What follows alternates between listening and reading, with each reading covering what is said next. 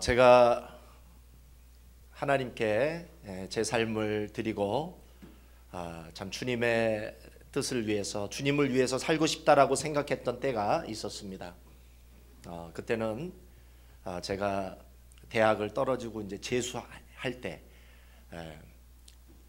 때 주님의 뜻대로 살고 싶다, 주님을 위해서 살고 싶다, 그런 마음을 갖게 된 것이죠.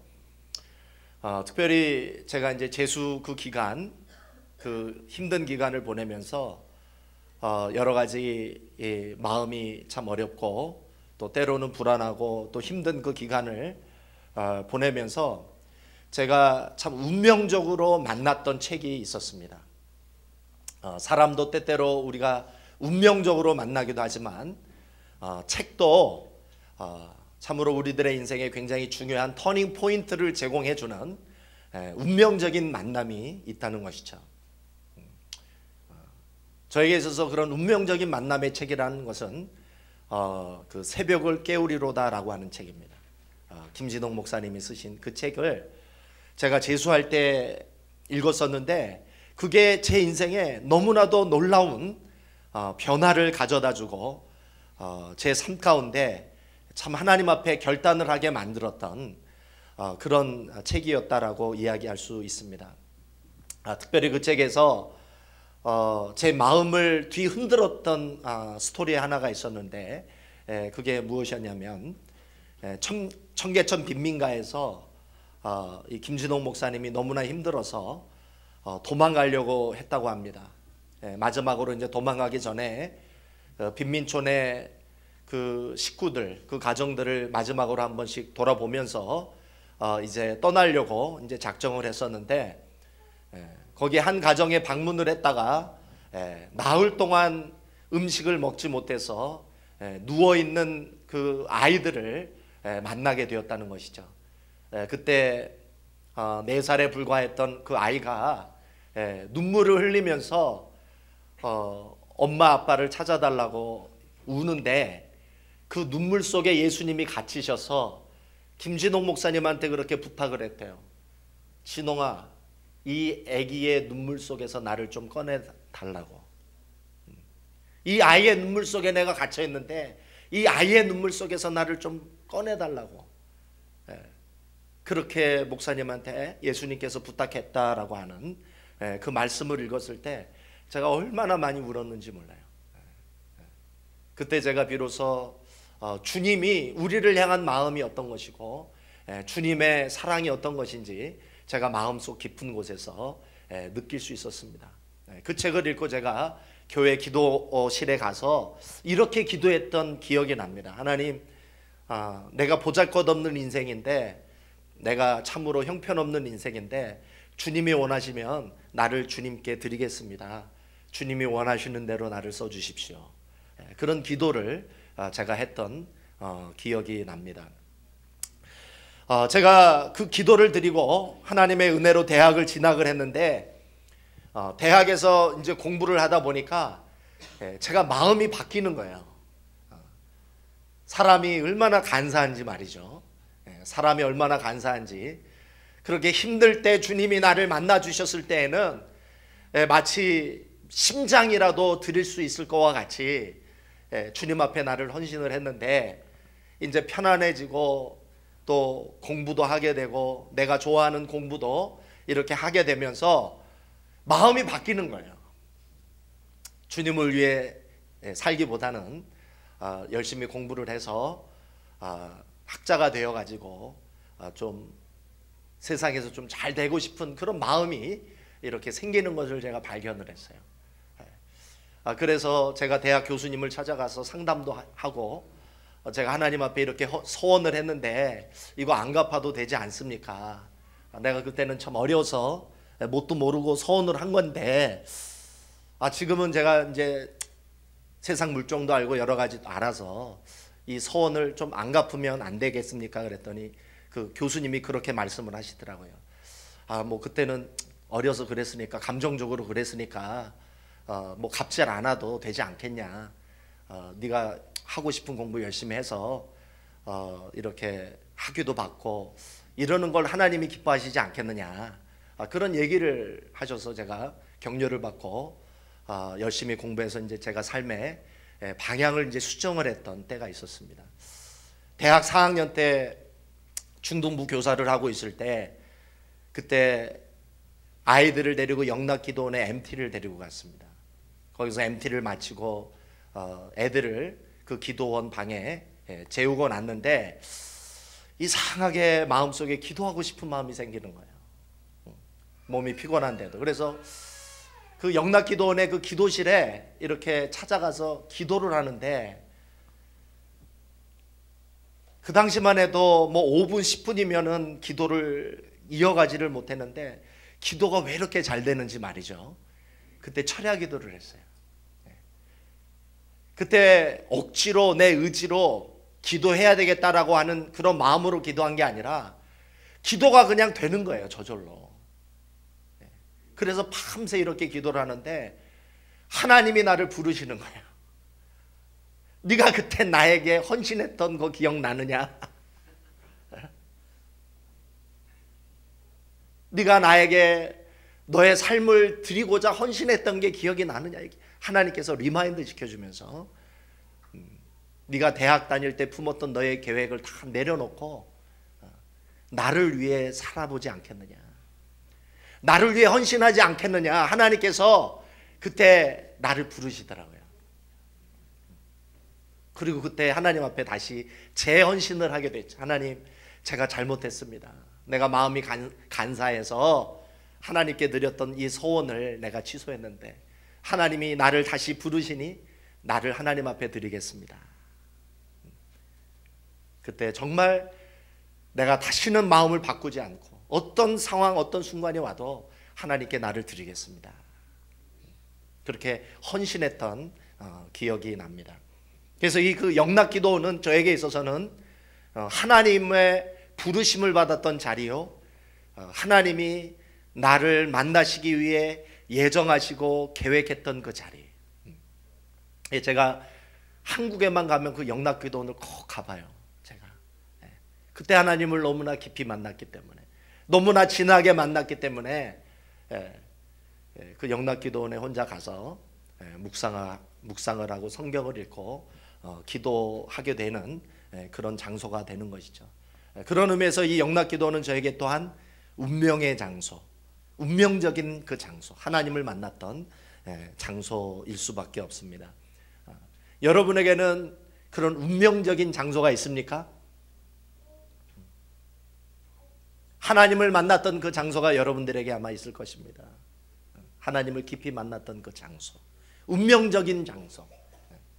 하나님이 여러분을 부르시고 여러분을 구원하시고 여러분을 만나주셨던 그 장소, 여러분들에게도 있었을 거예요. 오늘 본문에 이스라엘 백성들의 운명적인 장소가 나옵니다.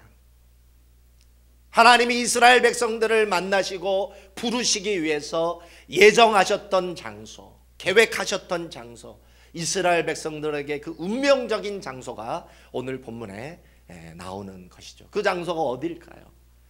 오늘 이스라엘 백성들이 이스라엘 백성이 되고 하나님의 백성이 되게 만들었던 운명적인 장소, 하나님을 만나고 하나님의 음성을 듣고 하나님의 부르심을 받았던 그 장소가 어디일까요?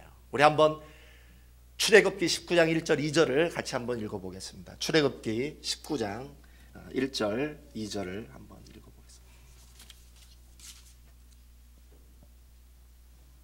시작. 이스라엘 자손이 애굽 땅에서 나올 때부터 제3월 곧 그때에 그들이 시내 광야에 이르니라.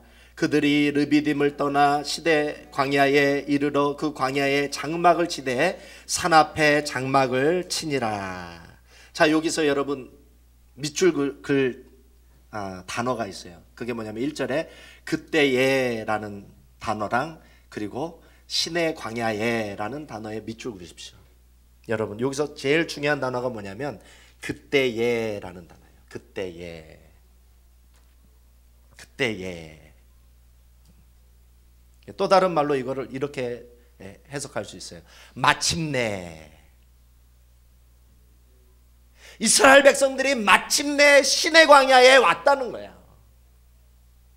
제때에 이렇게 표현할 수가 있어요. 제때에. 새 번역에 보니까 이렇게 그때에를 번역했더라고요. 바로 그날. 바로 그날. NIV 성경에서는 이렇게 번역했어요. On the other day. 바로 그때. 제때. 바로 그날. 이게 무슨 뜻일까요? 하나님이 이스라엘 백성들이 시내 광야에 올 때까지 하나님이 뭐 하셨다는 거예요? 기다리셨다는 거예요. 바로 그날이 오기까지 하나님이 예정하시고 준비하시고 계획하셨다라는 것이죠. 바로 그게 그때에. 그래서 시내산, 이 시내 광야는 이스라엘 백성들에게는 운명적인 날이요, 하나님에게서는 바로 기다리시고 예정하시고 계획했던 그날이라는 것이죠. 그리고 그 장소, 그때 그 장소. 이스라엘 백성들이 하나님을 만났던 그때, 바로 그 장소. 하나님이 이스라엘 백성들을 만나고 싶으셔서 예정하시고 계획하시고 준비했던 그때 그 장소. 여러분의 생애 속에서도 바로 그때 그 장소가 있는 줄 믿습니다. 그때 그 장소가 있다는 거예요, 여러분에게. 외통수처럼 하나님을 만나는 그때 그 장소. 그게 오늘 이스라엘 백성들이 마침내 19장에 도달해서 하나님을 운명적으로 만나는, 그래서 그들이 이스라엘 백성이 되고 하나님이 그들의 하나님이 되고 하나님의 부르심을 받고 하나님의 메시지를 받고 하나님의 비전을 받는 그때 그 장소. 그게 바로 시내산이었다는 거죠. 시내산, 시내광야. 여러분 한번 생각해 보세요. 여러분은 그때 그 장소가 언제입니까? 특별히 우리 중앙교회는 하나님을 알지 못하다가 우리 교회에 와서 하나님을 만난 사람들이 많습니다. 아마 이 중앙교회 이 sanctuary, 이 자리가 그때 그 장소인 사람들이 많을 거예요. 하나님을 만났던 그 자리, 하나님을 만나 눈물을 흘리고 너는 내 자녀라고 하는 하나님의 음성을 듣고 내가 너를 구원했다라고 하는 하나님의 말씀을 듣고 거듭나고 하나님의 백성이 되었던 그때 그 장소가 아마 이 중앙교회인 사람이 많을 것입니다. 이스라엘 백성들에게 있어서 이 시내산이 왜 중요하냐? 두 가지 의미 때문에 중요해요. 두 가지 의미 때문에. 여러분, 출애굽기가 어떻게 시작이 될까요?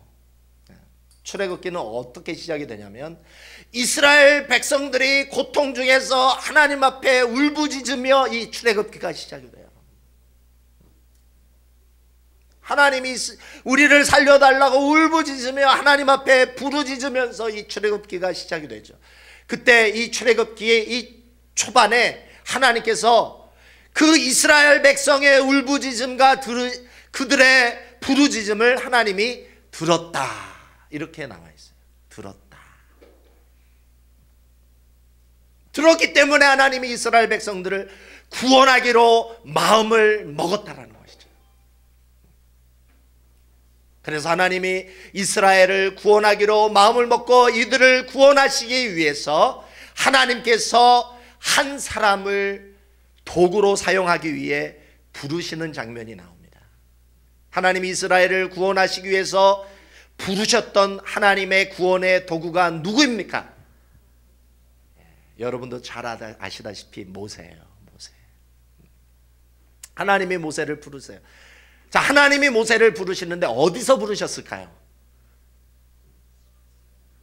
하나님이 모세를 어디서 부르셨을까요?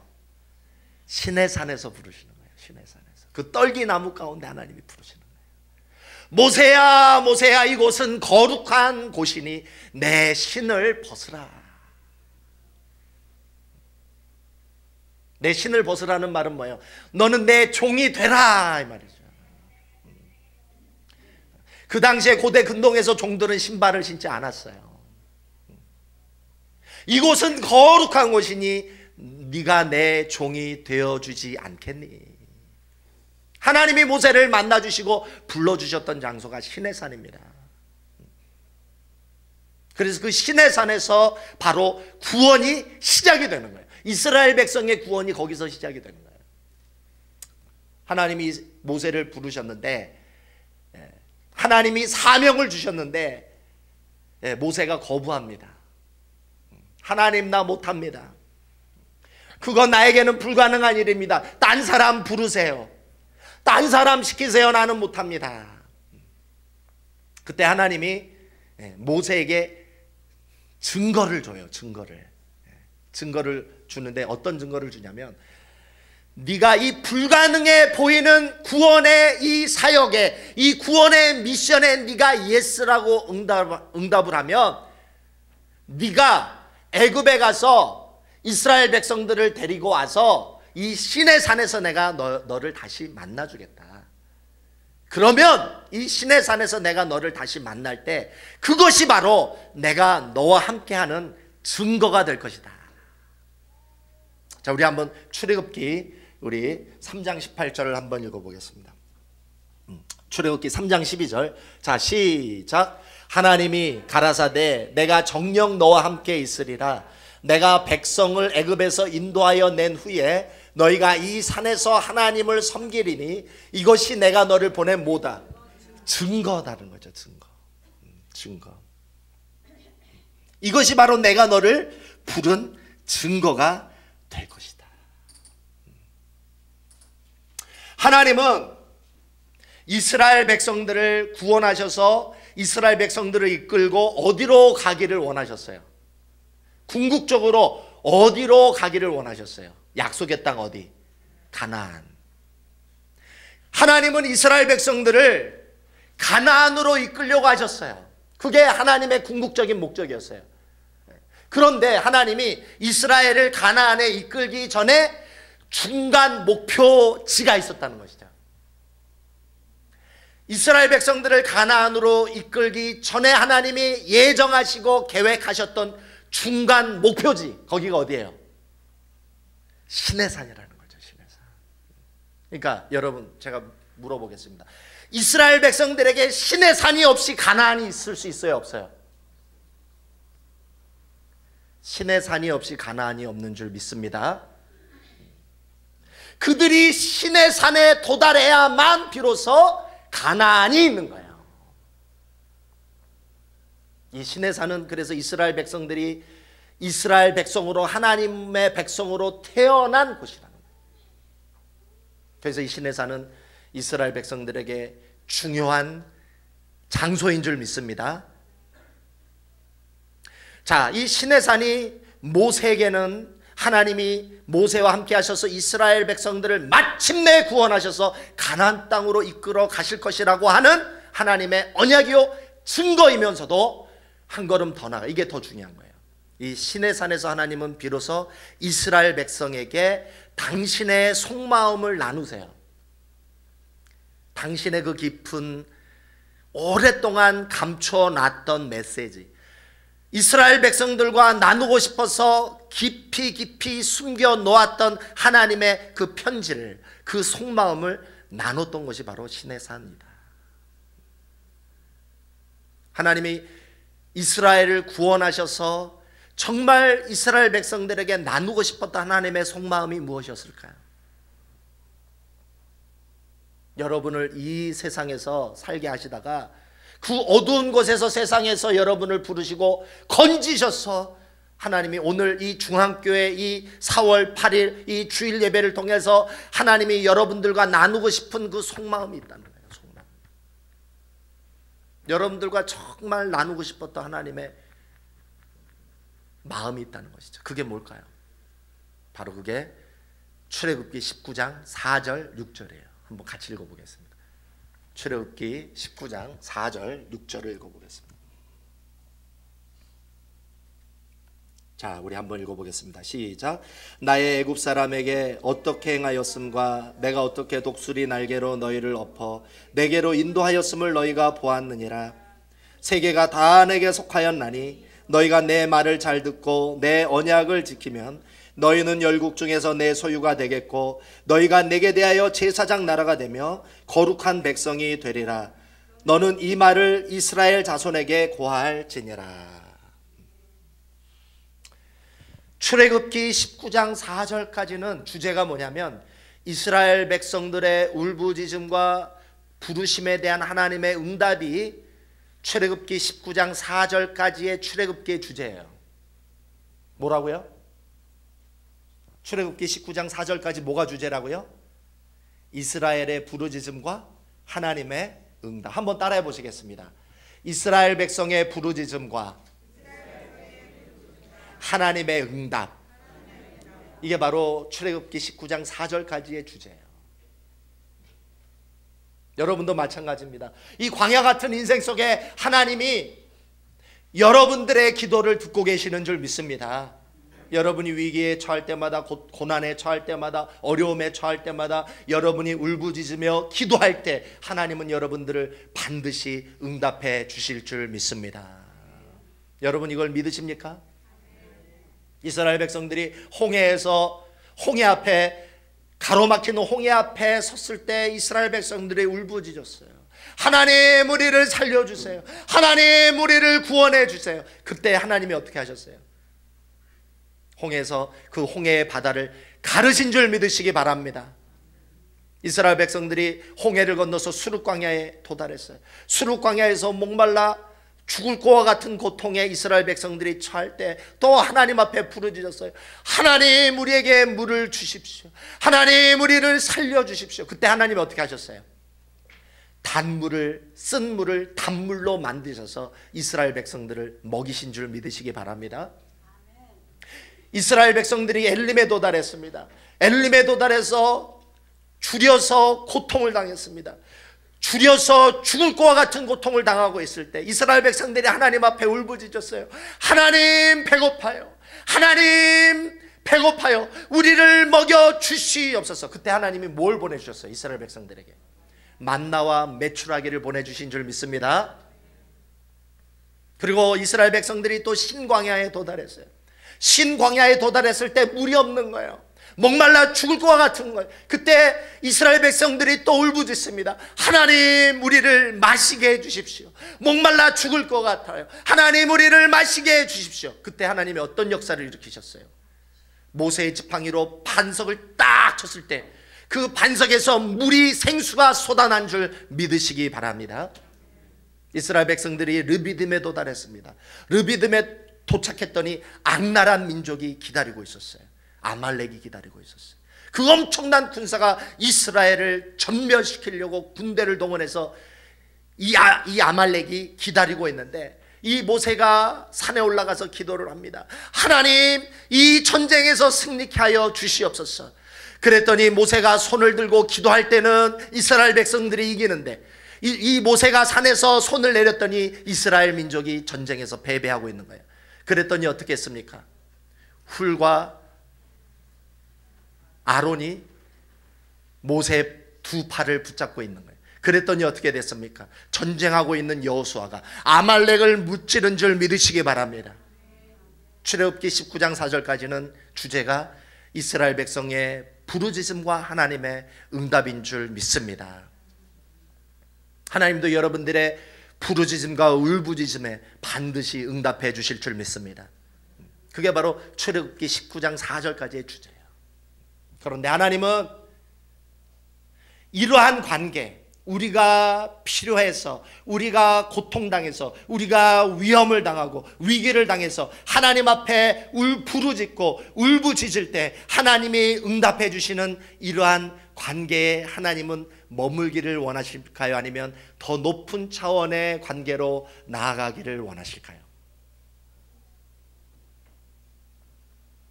전자입니까? 후자입니까? 후자가 아니면 여기서 설교가 끝났을 거예요. 근데 전자가 아니에요. 후자예요. 여러분의 신앙생활은 지금까지 어떤 신앙생활이었습니까? 혹시 여러분이 어려움을 당하고 여러분이 위기에 처하고 여러분이 하나님을 필요로 할 때만 하나님을 찾았습니까? 아니면 다른 목적이 있었습니까? 하나님은 여러분들이 거기에서만 멈추기를 원하시지 않습니다. 여러분이 필요할 때만 여러분들이 기도하고, 여러분들이 위기에 처할 때만 도와달라고 하나님을 필요로 하고 찾는 그런 관계에서 머물기를 원치 않으신다는 거예요. 그걸 뛰어넘기를 원하신다는 거예요. 하나님은 더 높은 차원, 더 업그레이드 된 차원에서 하나님은 여러분들과 동행하기를 원하시는 줄 믿습니다. 자, 어떤 단계를 궁극적으로 원하시는 거예요? 우리가 위기에 처했을 때 우리에게 하나님이 필요한 것처럼 하나님도 여러분이 필요한 줄 믿으시기 바랍니다. 하나님의 영광을 위해서, 하나님의 꿈을 이루기 위해서 하나님은 여러분을 필요로 한다라는 것이죠. 그게 바로 4절 5절입니다. 우리 한번 같이 읽어보겠습니다. 출애굽기 19장 4절 5절 한번 읽어보겠습니다. 5절 6절이네. 5절 6절 시작.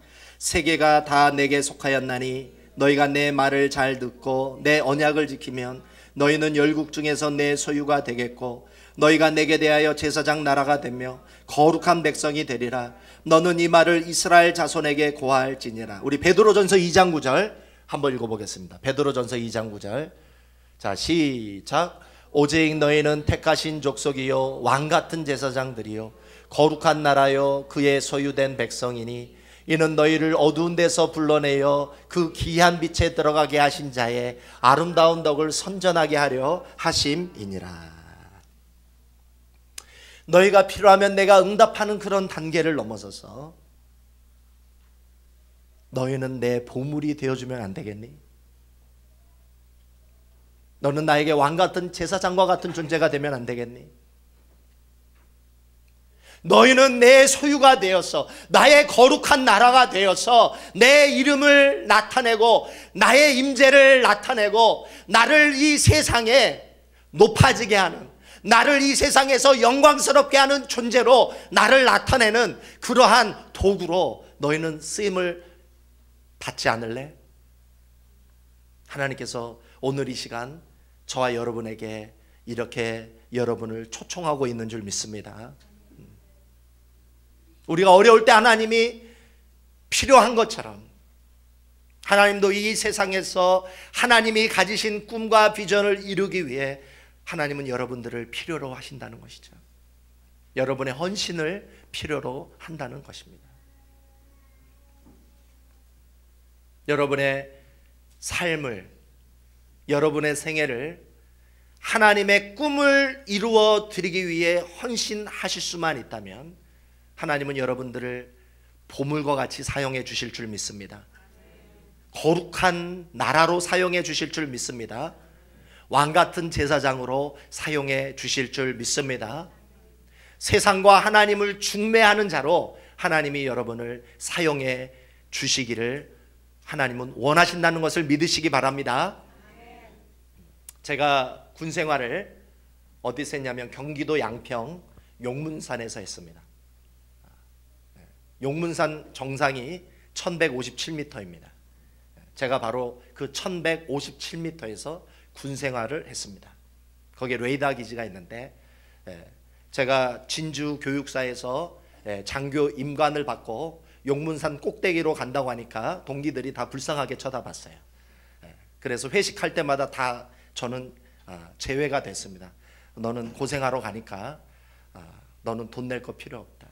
보통 이제 공군이 비행장이 대도시에 이렇게 광야에 이렇게 있는데 도심 한 중간에 있는데 저는 공군이면서 산꼭대기에서 군 생활을 했습니다. 1157m.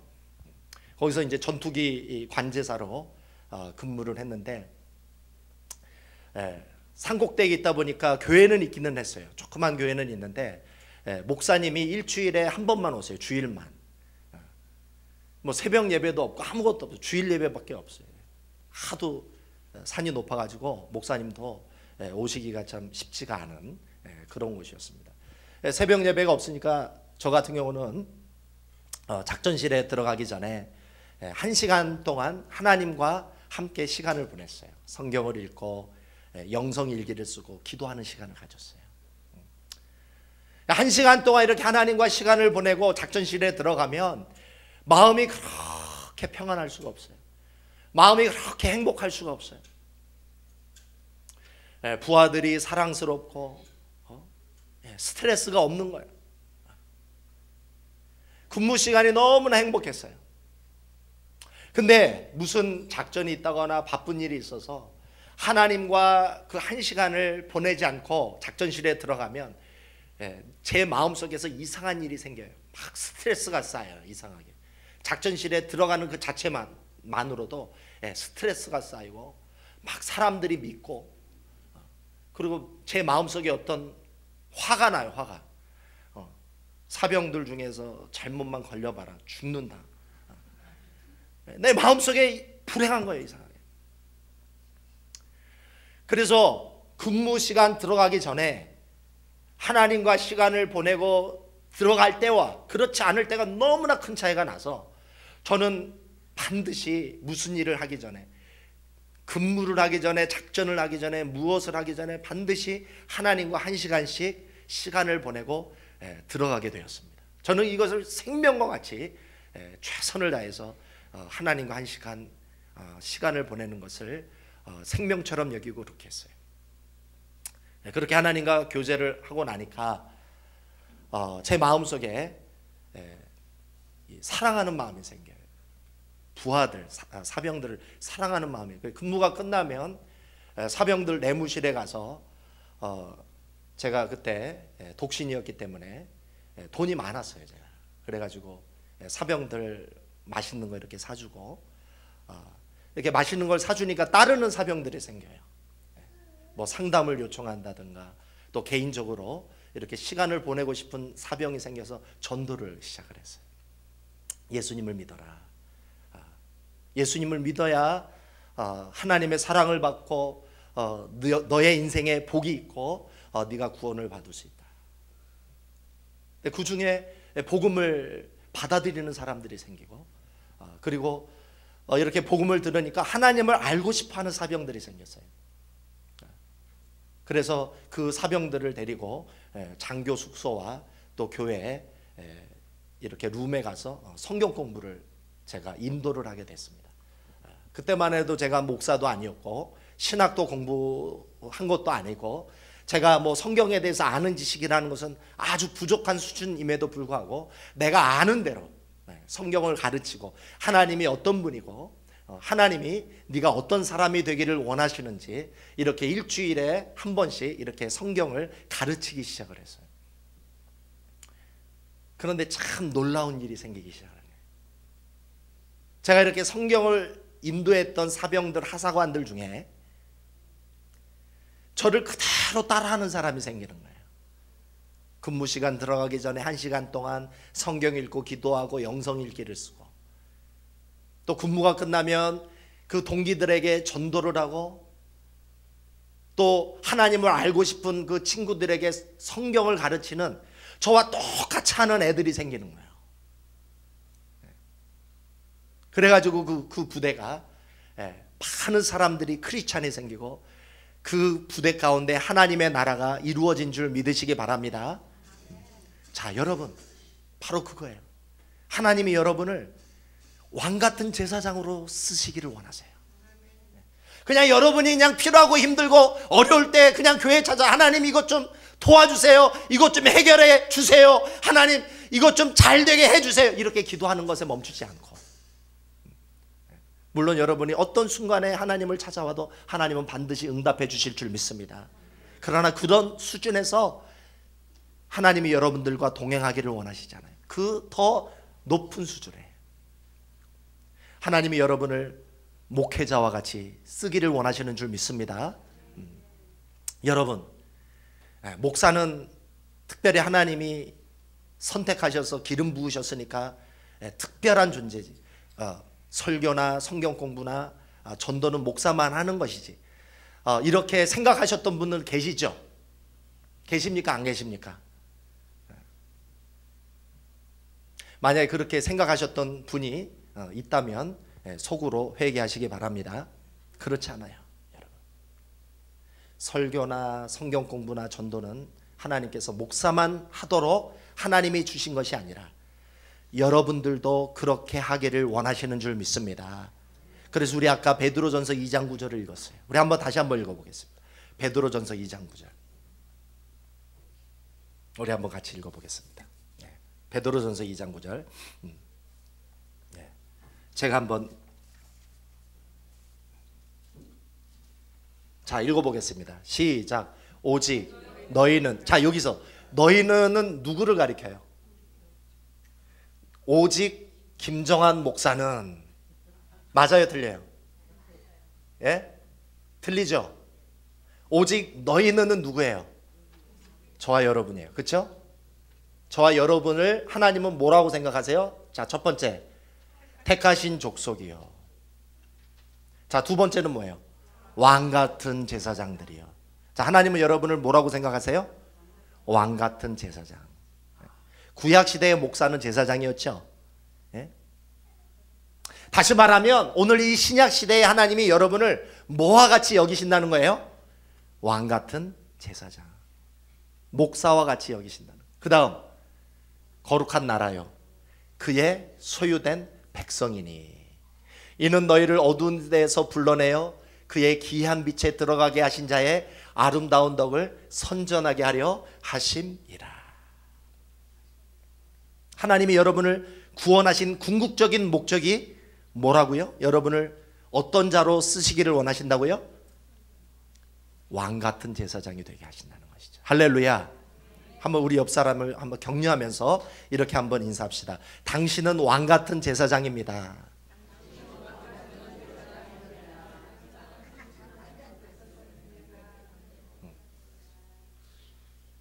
자, 그래서 왕 같은 제사장은 어떤 일을 하는 겁니까? 자, 첫 번째, 하나님께 예배드리는 자가 왕 같은 제사장이에요. 여러분, 목사가 없어도 여러분 가정에서 혼자라도 하나님과 예배드릴 수 있기를 주님의 이름으로 소망합니다. 혼자 성경을 읽고 기도하면 그게 예배예요. 혼자 그 성경을 읽다가 어떤 감동이 있어서 그것을 가지고 영성일기를 쓰거나 큐티를 하면 그게 설교인 줄 믿습니다. 뭐 설교가 대단한 건 줄 아세요? 그렇잖아요. 그리고 어떻게 하기를 원하세요? 여러분이 성경을 읽고 감동을 받고 하나님이 여러분들의 마음속에 어떤 음성을 줬다면 여러분의 친구에게, 친척에게, 아는 사람에게 그것을 나누면 그게 전도인 줄 믿습니다. 왜 하나님이 여러분들에게 주신 감동과 은혜를 왜 여러분들만 소유하려고 그래요? 여러분에게 아는 사람에게 나누시기를 바랍니다. 예? 그게 전도죠. 그러다 보면 사람들이 하나님을 알고 싶어하는 사람들이 생겨요. 성경을 배우고 싶은 사람들이 생겨요. 그러면 그 사람들에게 가르치십시오. 1대1이든 1대3이든. 여러분, 나는 뭐 성경 66권을 다 알아서 설교를 하고 성경을 가르치는 줄 아십니까? 나도 다 몰라요. 내가 아는 범위 내에서 가르치는 것이지. 내가 부족한 지식을 가지고, 부족한 성경 지식을 가지고 내가 만났던 그 하나님을 나누다 보면 성령 하나님께서 여러분들을 도와주셔서 그 속에서 영혼이 구원받고 그 가운데 하나님의 사람이 불과 같이 일어나게 될 줄 믿습니다. 그러면서 여러분 꼭 아셔야 돼요. 여러분의 신분이 무엇인지, 여러분이 어떤 존재인지 알아야 된다는 거예요. 여러분 바로 왕같은 제사장들인 줄 믿으시기 바랍니다. 여러분은 걸어다니는 교회인 줄 믿으시기 바랍니다. 여러분은 부흥의 불꽃인 줄 믿으시기 바랍니다. 민들의 홀씨가 그 가루를 날려서 온 세상에 민들레를 피우는 것처럼 여러분은 하나님이 창조하시고 부르신 부흥의 홀씨들인 줄 믿으시기 바랍니다. 여러분이 어느 곳에 가든지 예배를 드리십시오. 성경을 읽고 기도를 하고, 어느 곳에 가든지 하나님이 주신 말씀을 나누십시오. 어느 곳에 가든지 여러분 하나님의 말씀을 가르치십시오. 그 속에서 하나님의 사람들이 일어나게 될 줄 믿습니다. 한번 따라해 보시겠습니다. 나는 왕같은 제사장이다. 나는 돌아다니는 교회이다. 나는 부흥의 홀씨이다. 우리 기도하겠습니다.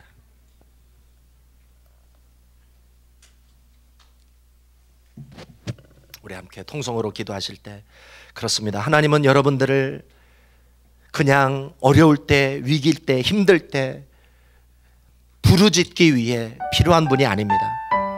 하나님은 여러분들을 구원하기를 원하실 때, 하나님은 여러분을 왕같은 제사장으로 살아가기를 원하시며, 이 땅에서 하나님의 꿈과 이 땅에서 하나님의 소원을 이루기 위해 하나님은 여러분들을 필요로 하신다는 사실을 기억하십시오. 하나님은 여러분을 사용하기를 원하십니다. 하나님은 여러분들을 교회와 같이 사용하기를 원하십니다. 여러분들은 작은 예수들입니다. 여러분은 여러분이 생각했던 것보다 더 위대한 존재들입니다. 여러분은 여러분이 생각했던 것보다 더 위대한 일을 하실 수 있습니다. 우리가 하나님 앞에 헌신하며 하나님이 가지신 그 꿈과 비전을 내 가슴속에 품고 내가 하나님의 나라를 위해 헌신할 때, 하나님은 여러분들을 위대하게 아름답게 왕같은 제사장으로 사용해 주실 줄 믿습니다. 우리 함께 통성으로 우리 같이 기도하실 때, 하나님 이러한 믿음을 가지고 나도 왕같은 제사장으로 살아가게 해 주십시오. 우리 함께 통성으로 같이 기도하시겠습니다. 좋으신 하나님 감사합니다. 오늘도 아버지 저희들을